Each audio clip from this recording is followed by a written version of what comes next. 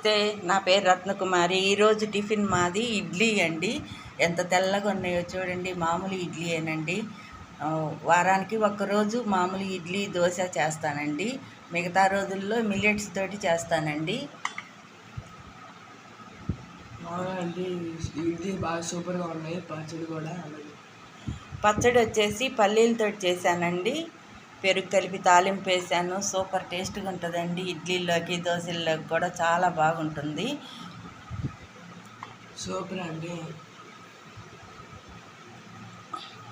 దానిలోకి అన్ని పప్పులతోటి కారపొడి చేశానండి.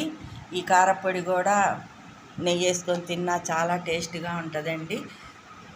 ఓకే ఫ్రెండ్స్, ఈ వీడియో కనుక మీకు నచ్చినట్టయితే లైక్ చేయండి, షేర్ చేయండి, పక్కనే ఉన్న బెల్ బటన్ నొక్కండి, సబ్స్క్రైబ్ చేసుకోండి. ఈ ఇడ్లీ వచ్చేసి 1 పప్పు అయితే 3 రవ్వ పోసానండి. చక్కగా వస్తాయి.